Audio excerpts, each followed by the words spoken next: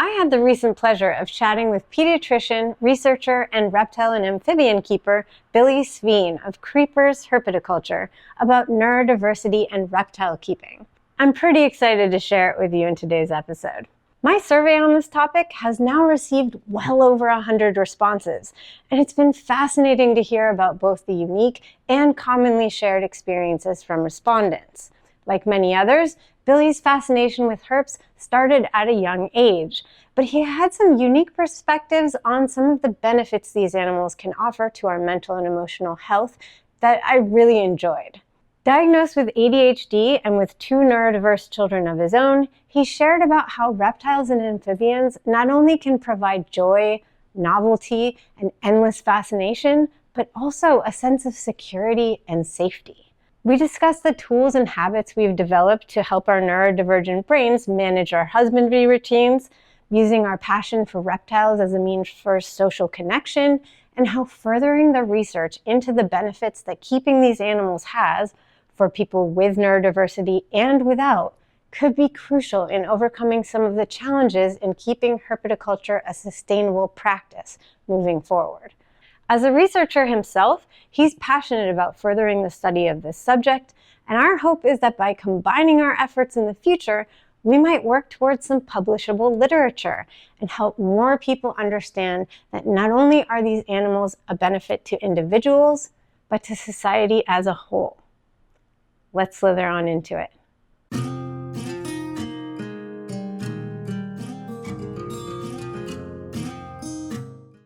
Before we get to the interview, I wanted to share one of the things that made me so interested in getting to know Billy better in the first place. It's actually something I've been aspiring to do for snake therapy, and that is establishing a code of ethics and standards that support the mission and ethical reptile keeping overall. Many of his are already in alignment with those I've been developing, and now I'm thinking it might behoove some of the like-minded, welfare-focused keepers in the community to combine our efforts to create something like it that could be referenced and upheld across the hobby. But for now, here are the 10 tenets he's created for himself. Number 1, my collection will expand in a slow, deliberate manner so as not to outpace my ability or interest to care for my animals. Number 2, animals will be housed in larger than typical enclosures, which will be aided by focusing on smaller species. Number 3, enclosures will be naturalistically planted, lighted, and bioactive filtered whenever feasible to provide opportunities for the greatest range of beneficial natural behaviors. Number 4, reproducing species will be bred in a micro-breeding style where offspring are only produced if a viable outlet for responsible homes exists, and the focus is on naturally occurring locales and morphs. 5, animals will be offered a variety of food options, and all feeders will be ethically sourced, an emphasis on producing my own insect feeders and purchasing mammals and birds from a supplier following current animal welfare practices. 6, all animals will be captive bred and sourced from responsible breeders who ideally know the lineage of their animals. 7, detailed husbandry and breeding records will be kept. Number 8, obtaining an animal is intended to be a lifelong commitment. If rehoming is necessary, a dedicated keeper or breeder who can continue the entire project should be identified. 9, my care will be continually revised as new information and technology to provide evidence-based husbandry and enrichment become available. And number 10, active engagement in the herpetocultural community, locally and online, will be used as a means to advance the hobby as a whole. I encourage you to follow Billy's Instagram account where you can find these pinned at the top of his page. There are some really lovely and exciting moments throughout our entire conversation, and I have no doubt that if you stick around until the end, some of that will rub off on you. Joy and passion are contagious after all, so if you do catch any of that goodness, please make sure to hit that like button, add a comment to share your thoughts, and consider becoming a patron of Snake Therapy to help support the mission and the development of these very valuable topics. That's enough from me. Let's meet Billy Sveen. Hi, welcome. Hey, my name is Billy. I am a reptile keeper, amphibian keeper. and also a pediatrician and researcher, and so have some interest in the where those areas intersect. And one of them is around neurodiversity and what it means and what motivates us to keep these animals and how they can benefit us. So that is something I'm very interested in. I was looking back at our first communications, and it was months before I actually started my series on reptiles and neurodiversity and my survey and stuff, and realized like, oh my God, you had been talking about doing something similar, that you were interested in getting more information from people about this topic. And I can't remember if, how we ended up communicating, if it was because I had posted something I'd done with the little zoo, because we do work with autistic kids and ADHD kids and stuff. But you mentioned that you were ADHD and you had a later in life diagnosis. Is that correct? Yes, yeah, actually within the last year. One of my favorite things you said, you had been self-medicating with frogs all these years. Yeah, yeah, no, I think that's completely accurate. Can you talk about that a little bit? I loved it. Yeah, I mean, really, ever since I was little, I was always trying to find things in my backyard by my aunt's lake cabin that we'd go to pretty often during the summer. I would spend hours looking for frogs. I spent hours watching Animal Planet or David Attenborough documentaries. I would just do that for such long periods of time. I have children that are in elementary school age, and my parents moved and they found these like bins of old toys that I had of all of these like little frogs and Mm-hmm. all of these little lizards and bug toys. And so now they're playing with them and stuff. And they're like, "What did you do with it?" I go, "Well, let me show you. You like pretend like the chair is a terrarium and you hide them around the room and then you go and find them." I did that for hours, and my ability to hyper focus on those things and to find joy and peace and like novelty, but also security in these animals, even just like the idea of these animals, reading about them. I mean, that's like a lot of what I actually read was these types of stories. And so that was a huge amount of information that I took in, and I would try to like make the things I did in school about animals as much as I could too. So it was a huge framework of how I did everything. Because I was a later in life diagnosis as well. And I self-medicated in lots of different ways now that I'm looking Sure. back. But I am now so much self-reflecting on all of those years previous of not understanding why I was doing the things I was doing, why I would hyper focus on things. For me, it wasn't reptiles until later, but it's so interesting to self-reflect as an adult and Mm. have the diagnosis and then be like, oh, okay, that makes sense now. Now I understand. Now that I'm talking with people about this and seeing and hearing about their journeys with these animals and how much there is to explore that can give us that soothing feeling and that dopamine Yeah. hit that we're seeking. It's so fascinating to me. Another thing that you said that really I wanted you to elaborate on was herpetoculture is the discovery of a different mind. Yeah, I mean that's a quote from Roy and Phil on Project Herpetoculture. Really? One of their Oh. episodes, I think it's one of the first episodes is with Philippe de Vosgely. So it's a quote that he says in there about, these are animals that have a completely different metabolism than us. They have a completely different lifestyle, completely different ecology. Their sensory organs are quite a bit different than us. And so what they're actually seeing is different. There's a famous short essay in philosophy about by Thomas Nagel about like what it's like to be a bat, Hmm. and like this idea of You can never know actually what someone else is experiencing truly, but then to think about like what it's like to be a bat, like to have echolocation is like what this, article describes. And it's a philosophy article, not a science article, but I think that's what it's like to take care of animals and to really think about them on a deep level. What does it mean to have heat sensing pits if you're a python, right? Like what does it look like to be able to smell with your tongue?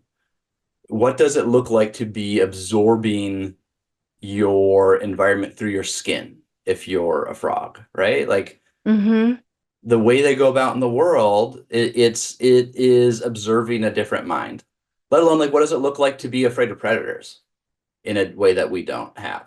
You're absorbing the way a different thing interacts with the world. That's empathy too, which I think is really interesting because you have to try and empathize with something that is completely other than yourself. Yeah. And I think a lot of ADHD folks are very empathetic, very sensitive and Yeah. empathetic. And to me, that is, it's a core part of my mission is to increase empathy and compassion and understanding so that these animals can be less vilified and better cared for, because the more empathy we have, the better care we will give them, right? Sure. If you put yourself in their, not shoes, but you know what I mean? Then you're going to think more and do more to make them feel more comfortable. And that's been really fascinating in this too, is that what I'm finding is I think that neurodivergent folks have the capacity to be some of the best keepers of these animals because of that. Surprise me.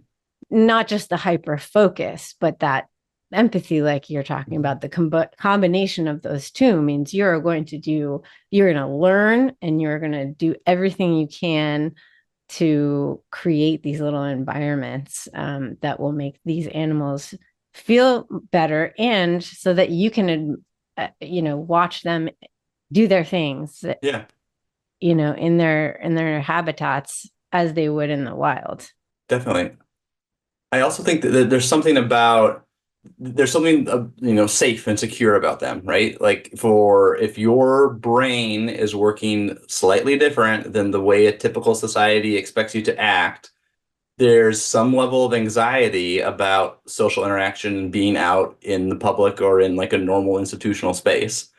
But if you can be at home surrounded by your enclosures full of little geckos and you can watch them, as I did for most of high school, then you know what to expect from them in a different way. They're complex, but they're not nearly as complex as a social primate. And so the interactions that you can have with them are much more predictable, but yet they're endlessly fascinating because the way they move is not human. And so the way they, like, even just watching a snake move or I don't have a bearded dragon anymore, but that was my first lizard growing up, and I had him for a very long time. And watching him eat was endlessly fascinating. I could do it, every day. I'd just keep watching him. It never ceased to amaze me. And so you have that ability to see something novel, but then the ability to stay safe combined. Yeah, that's a really good point. I didn't think about it that way before. That's really fascinating. I think there are so many things that you learn from people with neurodiversity that apply to everyone, right? So both of my children have neurodiversity in different levels, and I think that has helped me in some ways be a better parent because I need to pay attention to like very specific things. But I don't think that those are things that are different than other kids. Like other parents would also do good to be paying attention to those types of things about their sensitivities, right? Like you learn about how everyone's brain is primed to do these types of things. But if you have neurodiversity, you have an insight into a certain way certain people's brains work. Tell us about what you keep Yeah, sure. right now? So I have two different kinds of poison frogs. One ball python that I've had for about a decade. And then I have some little Lygodactylus day geckos. And then I have a cave gecko as well. How do they affect you in regards to maybe parts of your neurodiversity differently or similarly, or? It's a good question. Yeah, I think they do engage different aspects of it. So the snake is a very calm snake that's very easy to handle and is, snakes are fairly low maintenance as far as like you don't necessarily need to do something with them every day. And so that's the snake I had during a lot of my medical training, which was nice because if I was busy, she didn't need a ton of attention. And like holding her, the sensations of holding her is really nice. And I find that with my kids too. Like they can be kind of wild. And if I ask them if they want to hold the snake, they calm down, they sit Yeah. down, they put their hands out, they listen to like very close instructions that I have them about which way we're going to touch the snake, how many fingers you're going to touch the snake with. And they do it. Then they just stand there or sit there and they let the snake, like, we're not going to move by the snake's head. I'm going to move the snake's head. You're going to let the snake crawl through both of your hands. And they listen to me. And so there's that aspect with the snake. The frogs. So I moved to the house. It's the first house that we've purchased. We've been here this is the beginning of our fourth year. And so with that, I started having this room as my like home office and kind of where I can do what I want within reason, which I is like nice. that. Within reason. Yeah, I have a very understanding partner, and so it's been really fun that this home office I get to add things to it. And so I've been slowly adding the poison frogs as kind of like the main thing.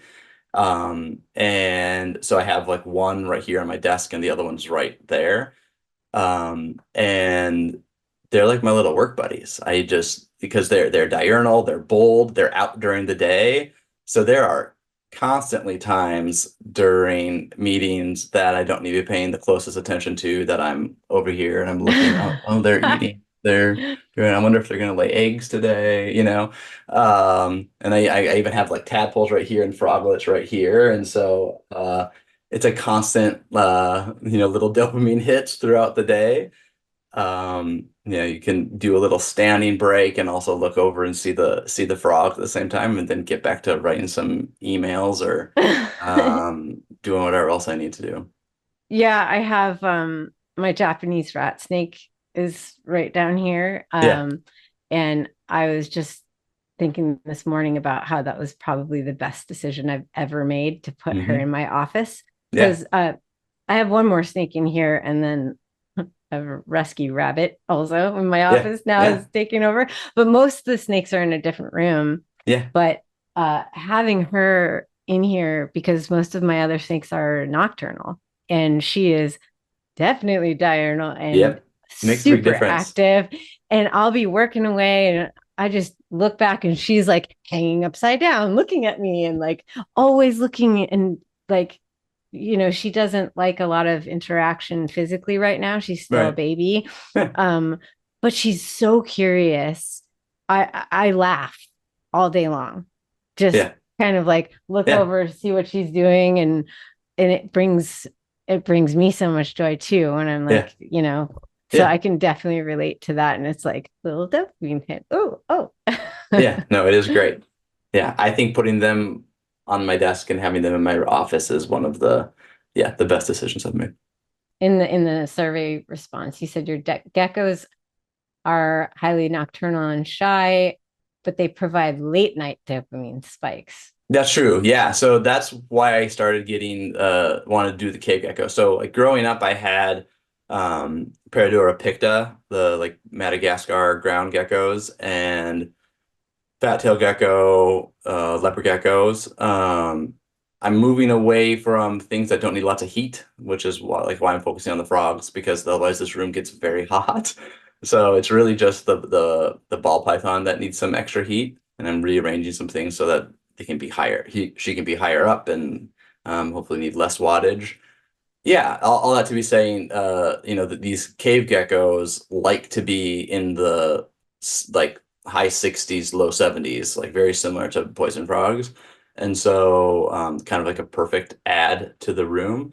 And I was finding that I love the fact that the frogs are diurnal and I can literally like see them right now.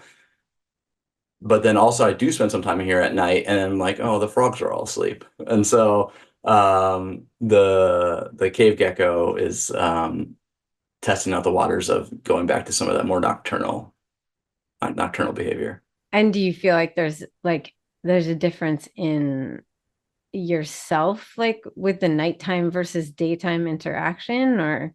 I'm a night owl for sure.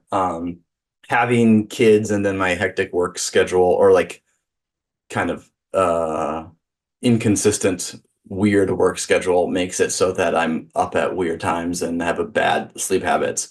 But yeah, so there's plenty of times where I'm answering emails at 2 in the morning and Oh, I wow. like being able to look over and see the gecko. The gecko is little. The gecko is still a juvenile. And so I don't have it in a nicer enclosure yet, still like in a little grow out. Hmm. And so I still to see how the behavior is in a nice, big, naturalistic enclosure, which I'm hoping to do in the next year or so. And what about the maintenance and motivational Mm. aspects? It's a nice ritual for me to have my stuff I do in the morning and then stuff I do later in the day. And I intentionally don't get things that are so sensitive. Like people think of poison frogs as sensitive, but really it's about the setup. It's a lot like fish. Like if the setup is right, they do it all themselves pretty much. You got to put in food and you got to put in light and you got to put in water. And so the misting is work I have to do every day. In the future, I want to take down this bookshelf and make a wall and then have things on timed misting. So that's the thing I really have to be diligent about. But apart from that, like if they go a day without fruit flies, that's completely fine. There's so much food in their enclosures for them to scavenge and hunt because it's all like bioactive or natural or whatever terms you want to use. Yeah, I have a manageable enough set of animals. I produce almost all of my own food. And so, which is nice with poison frogs because they mostly eat fruit flies. And then I recently started breeding my own crickets. I have tasks that I do daily, which aren't very many. If it's a busy day, I can do it all in about 10 minutes because so much of what they do is redundant. And then I have the tasks that I do weekly but they don't need to be done on a certain day. Like I have reminders on my phone and they just stay if I'm busy that day and I can't do it. Like so isopods and crickets are on Tuesday is like when it comes up on my phone, but I didn't do it yesterday because I'd worked the night before. And so I slept all day. And so then it's still on my to-do list this morning. So I did it this morning and like doesn't matter if I fed the isopods last Tuesday, but I fed them this Wednesday. Yeah. But that way I don't forget because it continues to remind me. I use that reminder app for lots of things in my life, not just the reptiles. Oh, yeah, me Um, too. but yeah, so having things programmed, but not in such a way that if one thing falls, I can't adjust. So it's programmed but flexible. I know for me, I can't function without the reminders. I mean, there are certain things that, like my morning ritual with my snakes, I, I've been able to create the habit. So it no longer, it's a task, Hmm. but I don't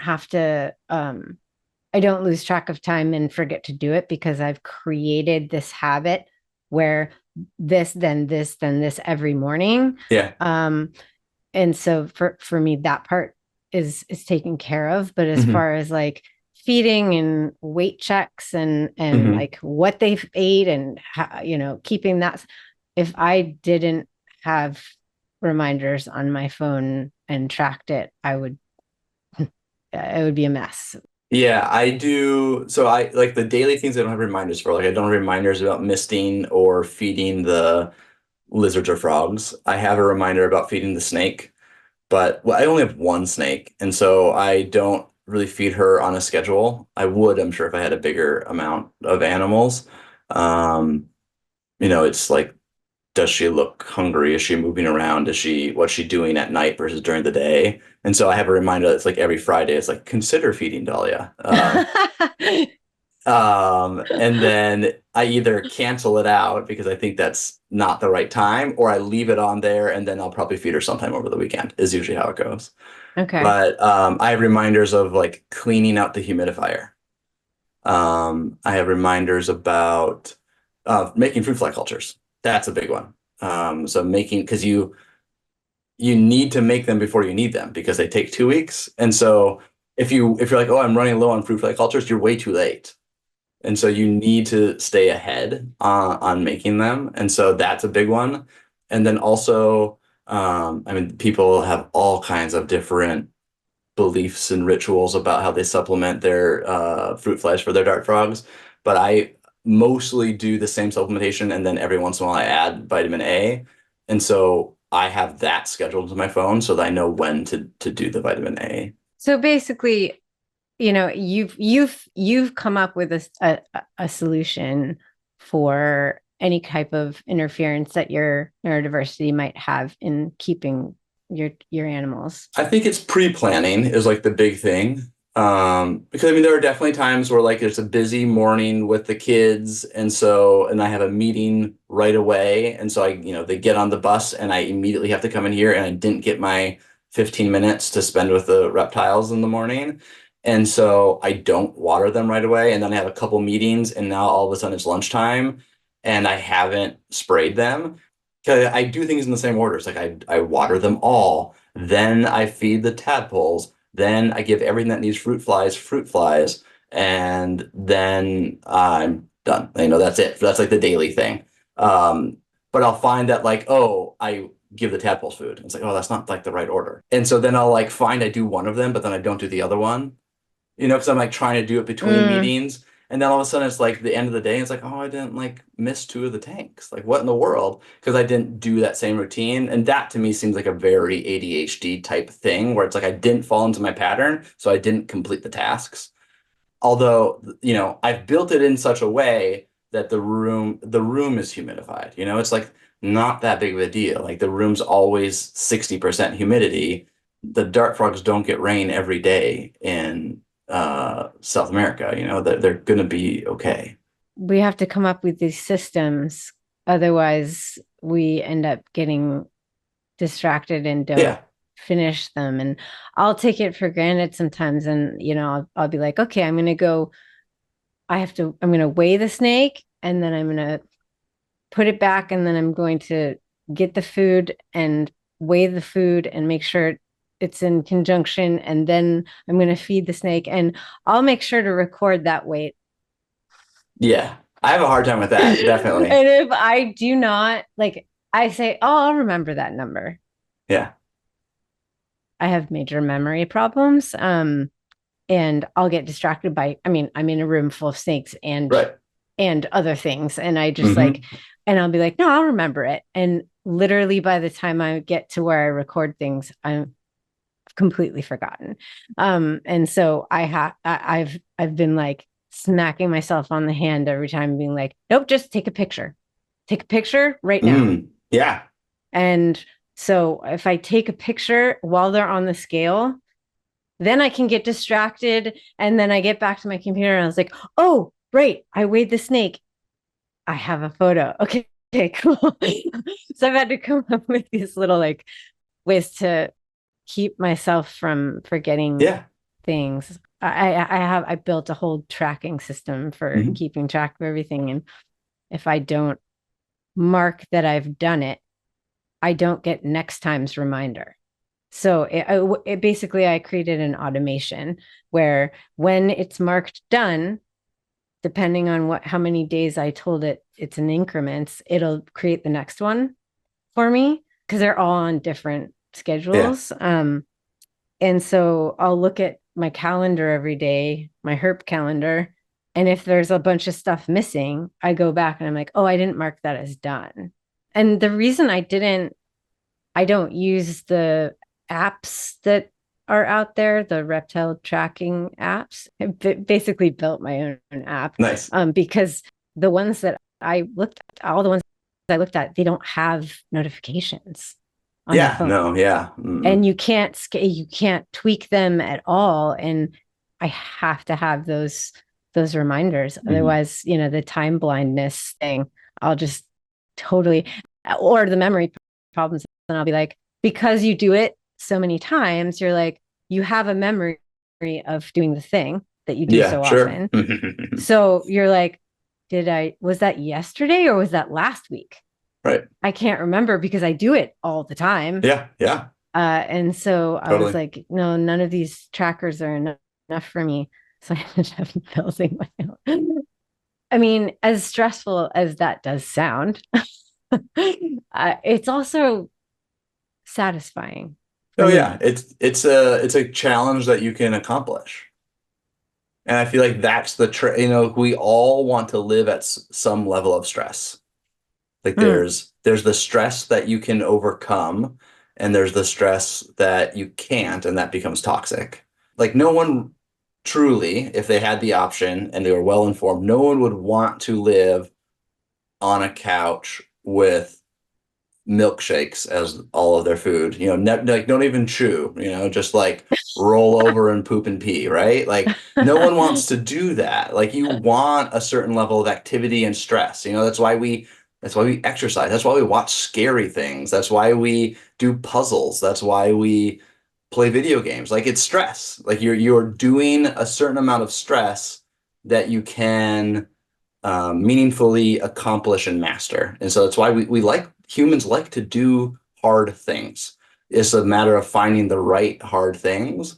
There's certain aspects of herpetoculture that are challenging, and I've picked different challenges than other people. And like the idea, like some people have snakes that like will bite them and such, and it's like, oh, I don't want that at all. But like I have these tiny little geckos that will crawl out of the smallest of little cracks, and they're fast, and so people be like, why in the world are you doing that? I was like, oh, because then I've bought an unbelievable amount of supplies from different hardware stores and Amazon of like how to weatherproof windows and doors and stuff, and figure out which ones work and don't work. That's the kind of tinkering that I love. That is the stressful challenge that I like. Interesting. The fact that I've lost a gecko before and it probably is dead because of that makes me very sad.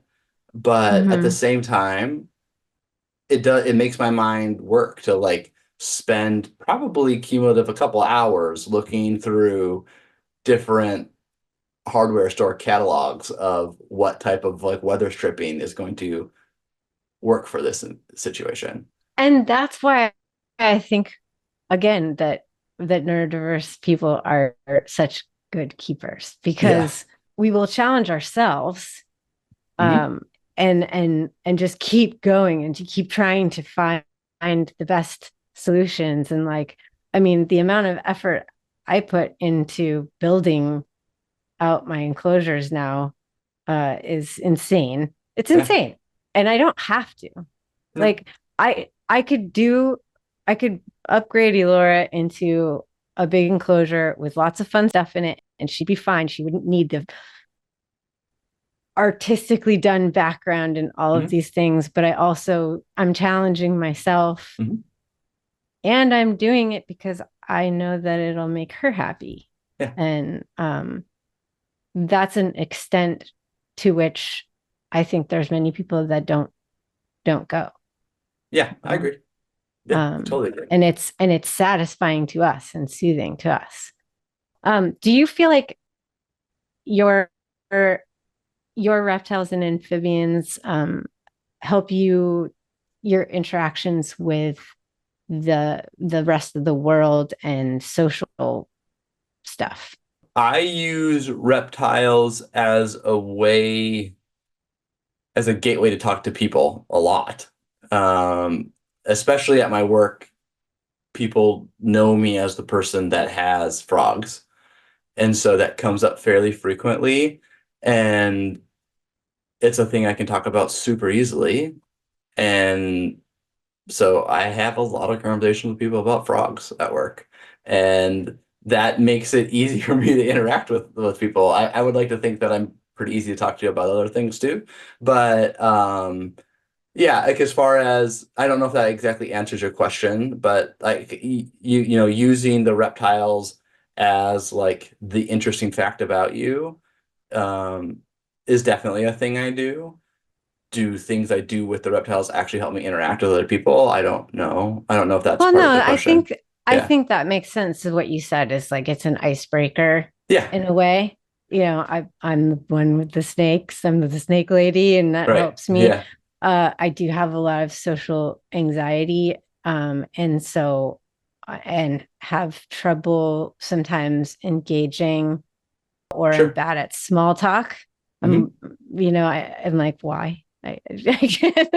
But having sparking interesting conversation and interesting to me, and like, if they're not a snake person, if Yeah. they're not a reptile person, if they do engage, it helps me feel comfortable Yeah. opening myself Yeah. up. Certainly. And then now, I mean, it's only recently that I even realized that there was a reptile community. Yeah. And that's changed personally my social world entirely. Yeah. You feel the same?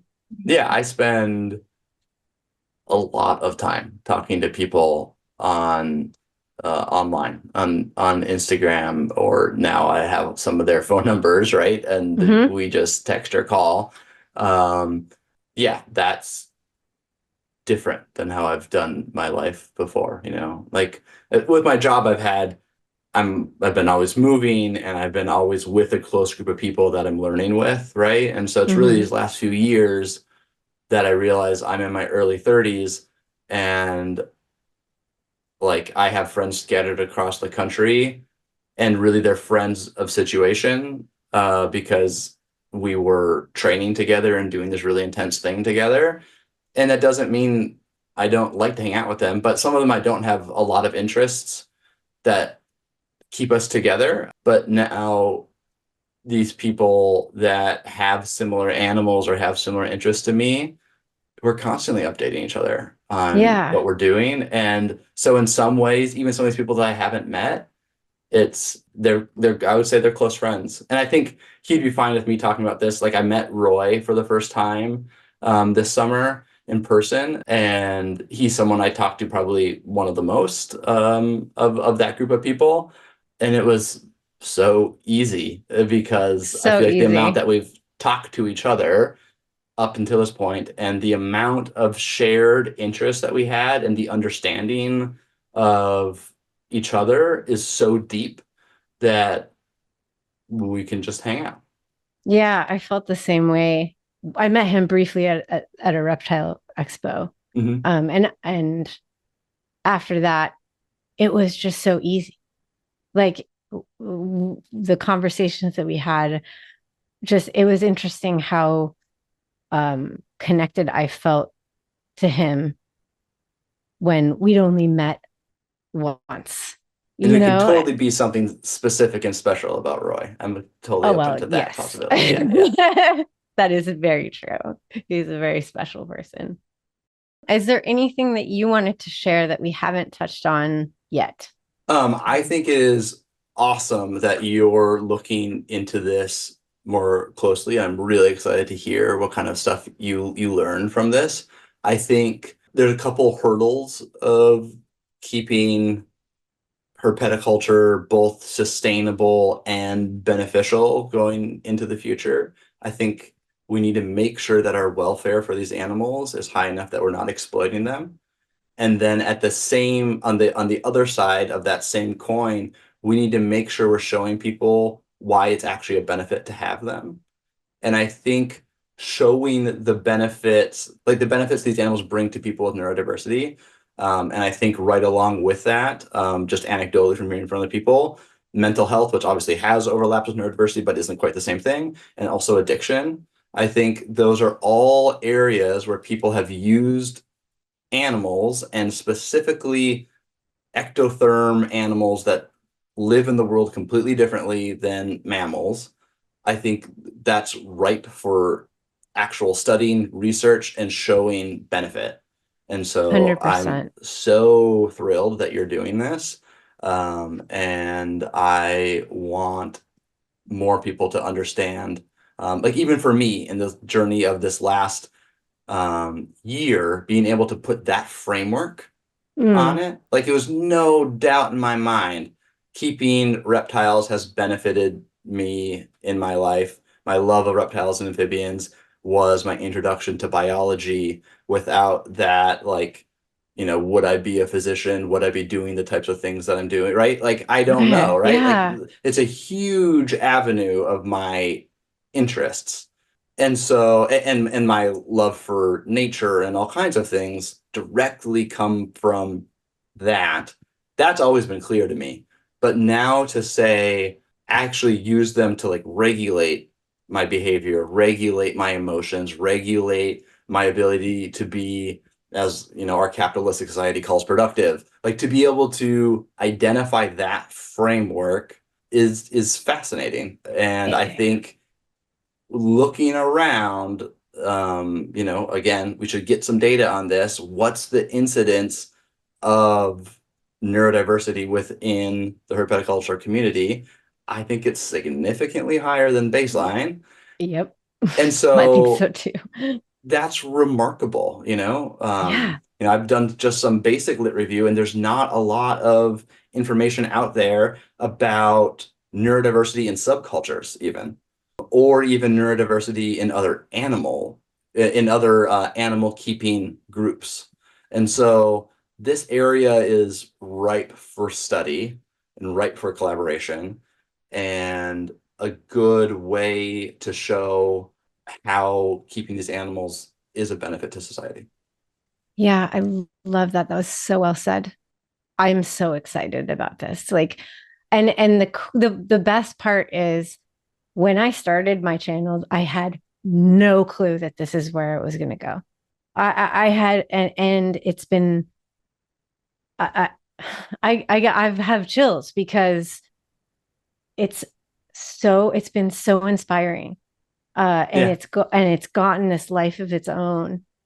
It's just rolling, and it's not me. It's just this door opened, and all these people are responding, and there's and the idea, just like you said, that there's not a lot of information out there Mhm. already, but there are people that are very interested, and I want to collaborate. I want to do whatever I can to put this out there, and to I'm not a researcher, but if we can find people to work with on this, because as you said, it's a benefit to society and it can benefit the animals, because I think I agree with you. There is some questionable ethics Yeah. in keeping in the reptile keeping hobby, and both of those issues could be addressed Mhm. separately and together Mhm. within this framework. So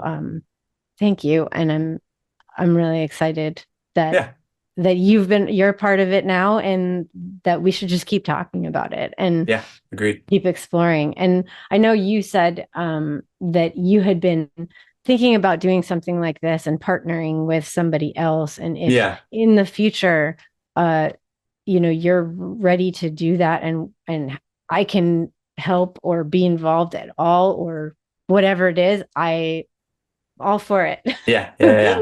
No, we'll definitely stay in touch about that for sure. I don't have, my specific academic interest and what I've been trained to do is all like pediatric critical care.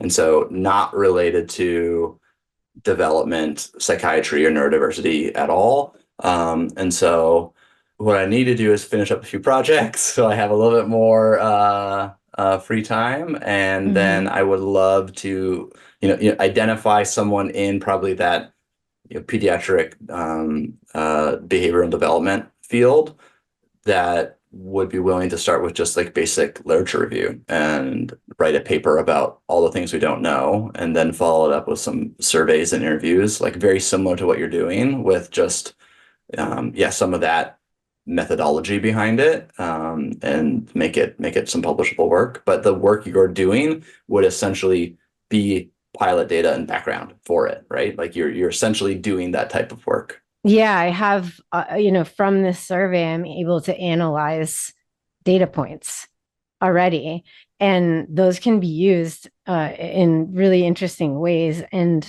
actually, somebody who I've been talking with, he was the one I did the episode, David Scarlett. His daughter was neurodiverse. Yeah. He's actually going to shift his thesis to do work on adult educational Nice. behavioral stuff in relationship with neurodiversity and reptiles. So they're both, I think both are valid, like the pediatric and adult learning. No, agreed. So it's like, it's so exciting. It's so exciting. It's like, I was like, whoa, I had no idea this was going to happen. This is great. Definitely. I forget if it was one of your YouTube videos or in one of your podcast interviews where you were talking about looking through and finding themes in the open-ended questions that you did.